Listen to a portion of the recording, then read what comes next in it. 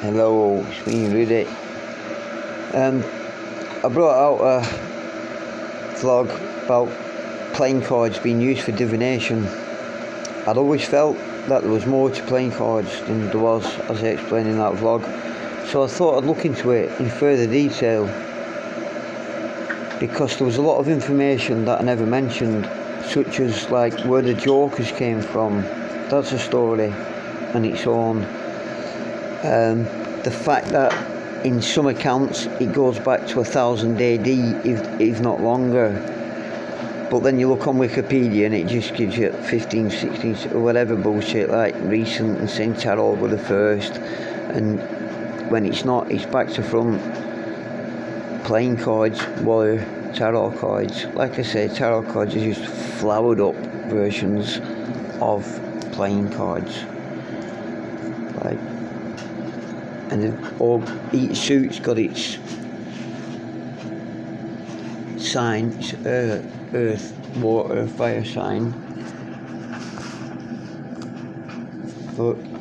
And as you may already know, all the cards in a playing card have been divided into 4 different suits, including diamonds, spades, clubs and hearts.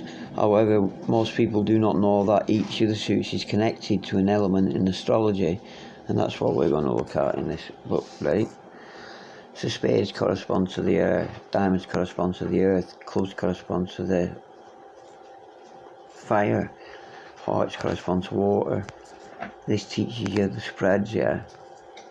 And I don't have a pack of cards here, but I was going to do a test and do a live card reading for someone or for myself or whatever. I was going to read how to do it, find out how to do it. I still might.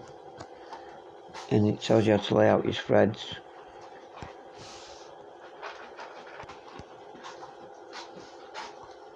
And then it tells you how to lay your spreads and which play, what they imply, you know. It's got it all there. I got rid of the adverts earlier last time I did this, but they've come up again. I'm sorry to tell you. But what gets me is like the spades were always of importance, because that was the card they used to put a tax stamp on it. And also like just the number cards add up to 365. So when did the royals get added? Who gave us the monarchy? You know what I'm saying? And they're always the top cards.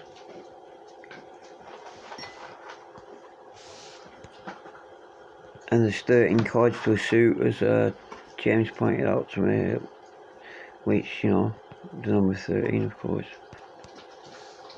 I've got to be honest with you, I never really paid much credence, if that's the right word, to astrology.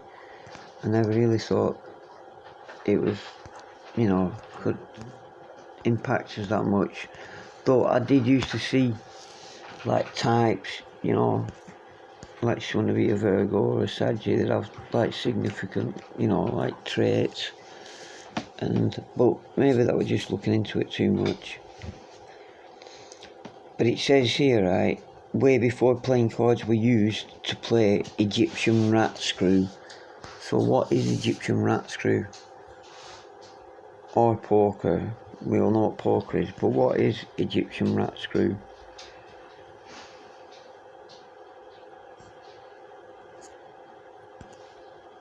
So this sounds like the first game, the earliest game I can think, but it says the standard 52 card deck is used and can include jokers. Well, according to what I've read, jokers, right? Sorry, I'll pause it, right, so you're not fucking... Right, as you can see here, according to this, right, these jokers or extra cards were first introduced into American packs around 1863. But took a little longer to reach English packs in around 1880. Right, the Joker, the world of playing cards. See, I don't know, right, but what's linking in my head is the Shriners. The Shriners are known for, like, like as tricksters and dressing as clowns and raising money and wearing fezzes, which look at the symbolism behind the fez and stuff. The Knights of Saladin, but they, in my opinion, it's all Templar. It's all compartmentalised Templar. You can even find footage where they say they follow Lucifer, and they're just known as jokers and who do good for the community and all that. Barack Obama was a Shriner, and the jokers, but the title is they specialise in psychological terrorism. You'll find that description of them in several places. They specialise in psychological terrorism as jokers,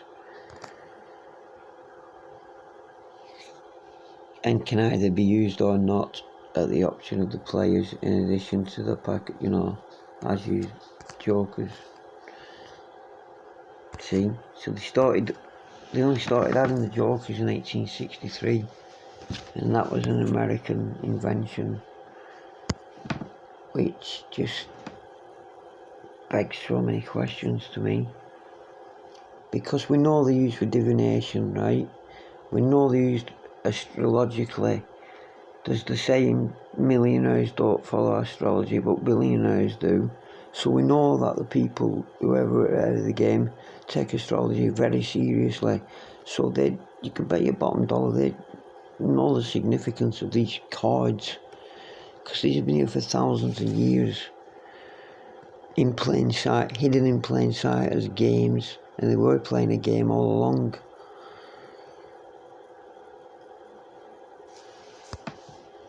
And they added jokers. Why? I'd like to see when Shriners started in America.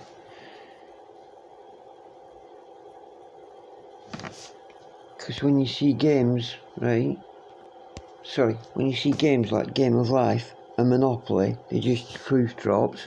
And then you see games like, I'm just going to show you now. Right, we get cards like this coming out in the 1990s. Sorry about that. But we've got cards like this coming out in the 1990s, yeah.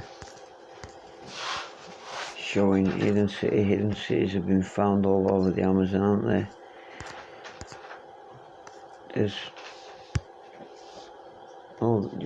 Everyone here has seen them, haven't they?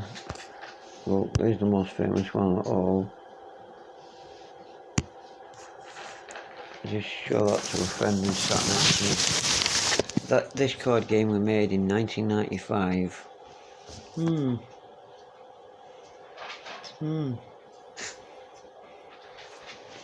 Strange, eh?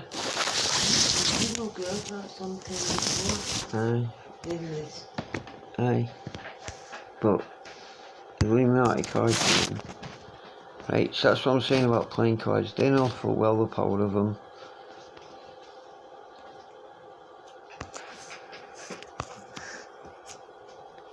So they've had these divination devices in every pub, club, school. Going back to the Joker, it says the Joker card is capable of almost anything and almost nothing, depending on the rules of the game. It has been suggested, Diane Longley 1999, that the Joker is the wild card, or the card opportunity, not unlike ethos of opportunity and individuality. That has been the driving force behind American pursuit of greatness. Don't they come out with some rubbish? That's a paid historian who come up with that crap. Some historians have seen the Joker as a descendant of the Fool of Italian tarot cards, and in some 19th century tarot sets the Fool was depicted as a harlequin or a buffoon. I think it's something to do with the Shriners. So, Shriners International, also commonly known as the Shriners or formerly known as the Ancient Arabic Order of the Nobles of the Mystic Shrine. is a Masonic society established in 1870 and it's headquartered in Tampa, Florida.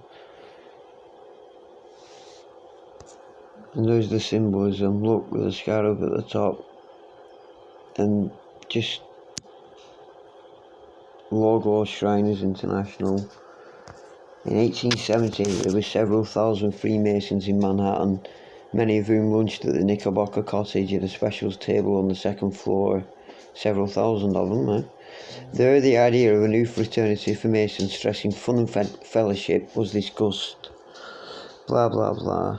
A world-renowned actor while on tour in Marseille was invited to a party given by an Arab diplomat.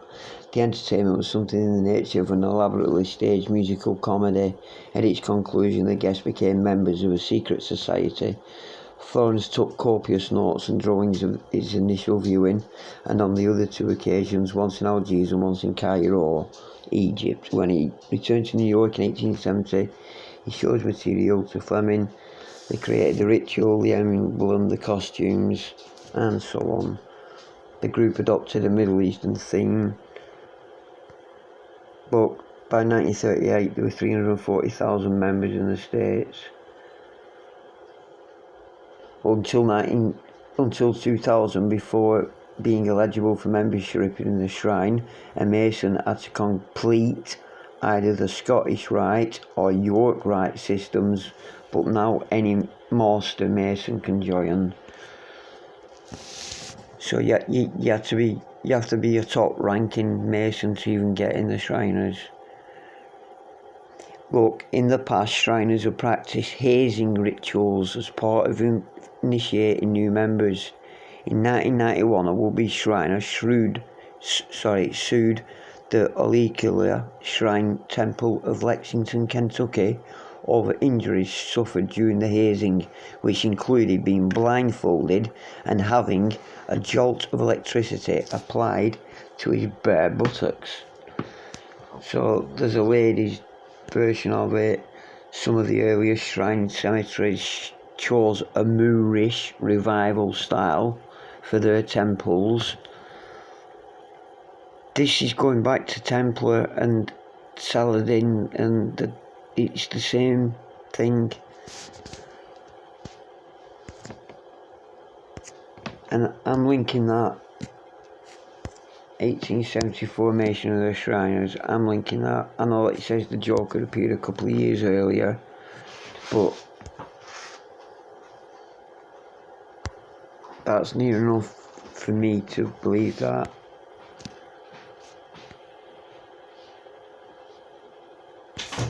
There's something in it. The extra Joker card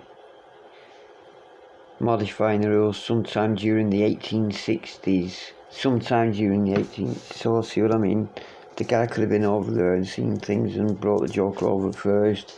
They played the game, they liked the game, and then he went over again, seen all that ritual stuff happening, got more into that, and they branched off and made their own crazy version of the Brotherhood of Masons, like the Brotherhood from years ago. They linked up with the brothers from years ago who let them go with all the treasure, remember? From Solomon's Caves. After Saladin cut it, just let them go. We got proof that they made him a Templar. He went the ceremony. So that screws the game.